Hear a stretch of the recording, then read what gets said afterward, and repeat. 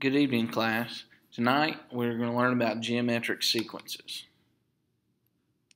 Your I can statements for this lesson are: I can understand how the common ratio leads to the next term. I can determine the explicit formula for a geometric sequence. And I can use the explicit formula to find missing data. All of this is the same stuff for arithmetic sequences, but we're going to learn about geometric sequences instead. Why do I need this? Kind of for the same reason as we needed arithmetic sequences. Geometric sequences are also used to model patterns and form predictions for events based on these patterns, such as in loan payments, sales, and revenue. Vocabulary. The vocabulary that you need for this lesson first starts with geometric sequence. A geometric sequence is a set of numbers found by multiplying by the same value to get from one term to the next. Now, there's no fun way to remember geometric and multiply. Okay? You just have to know that geometric is dealing with multiplication, since arithmetic is dealing with addition. Okay? So here we are. Here's an example. We're given 1, 0.5, and 0.25. Well, notice, what do you have to add to 1 to get to 0.5? Well, since you're going down, you're actually subtracting or adding a negative 0.5. To get to the next term, we are taking and we are actually going down by 0.25, so it's like a negative 0.25, so that's the reason it's not arithmetic. 2, 4, 8, 16. In this case, we're adding 2 to 2 to get to 4, but if we add 2 more, we get 6, so this is not arithmetic sequence, it's geometric. 0.2. To get from 0.2 to 0.6, we got to add 0.4. To get from 0.6 to 1.8, we cannot add 0.4, so therefore it's not arithmetic, it's geometric. Another vocab term that you need to take note of: the ratio between every consecutive, and remember, consecutive means in order, term in a geometric sequence is called the common ratio. We are going to use the letter R to represent the common ratio. This is the value each term is multiplied to find the next term. Let's look at some examples. Let's go back and look at those geometric sequences we were looking at earlier.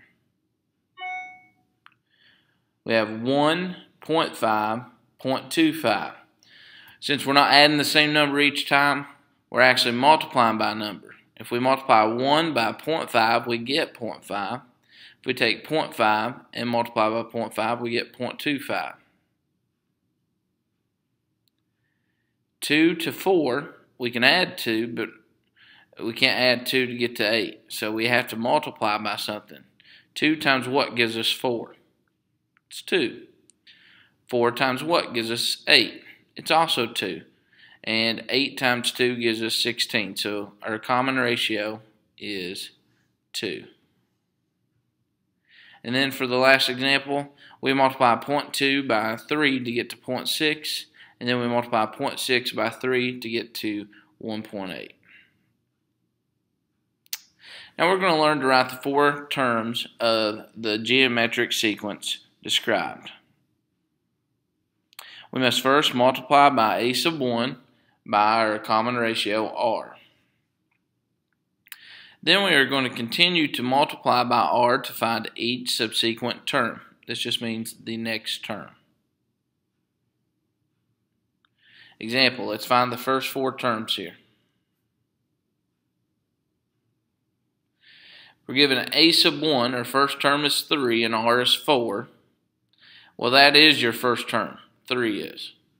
So now take 3 times 4 and you find that that's 12. So a sub 2 is going to be 12.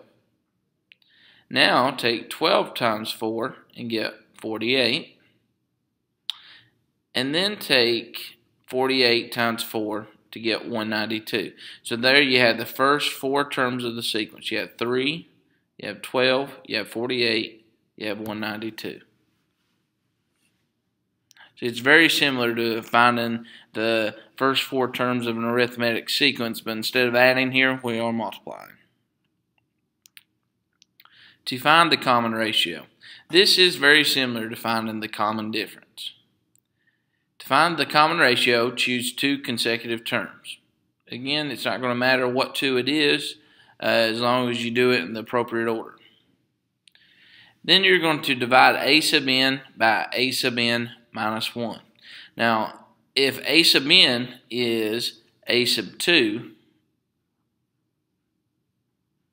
then a sub n minus 1 is going to be a sub 1. So you see how there's subsequent terms? That's what it means by the n and the n minus 1. Let's look at an example.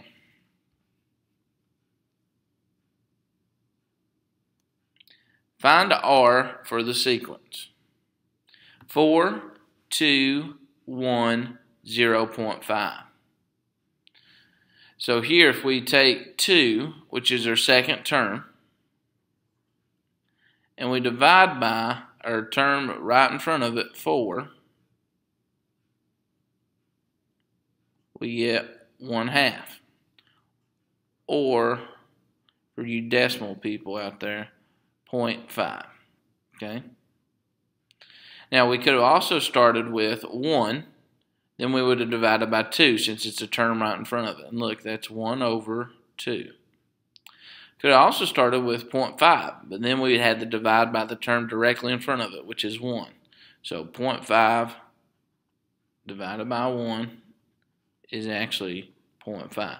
So you see the common ratio is 0.5 throughout. Therefore, the ratio between consecutive terms is common or the same. Which is how you verify sequences. To verify a sequence is geometric, you must verify that the common ratio is common to all terms by dividing each consecutive pair of terms to see if that ratio is in fact the same. Here's an example. Is the following sequence geometric? 3, 6, 12, 18. Well, if we take 6 divided by 3, we get 2. That is our second term divided by the first. If we then take the third term divided by the second term, so we take 12 divided by 6, we also get 2. When we take the fourth term divided by the third term, that's 18 divided by 12, we get 1.5. So what does this tell us? That's right. This sequence is not geometric because it does not have a common ratio.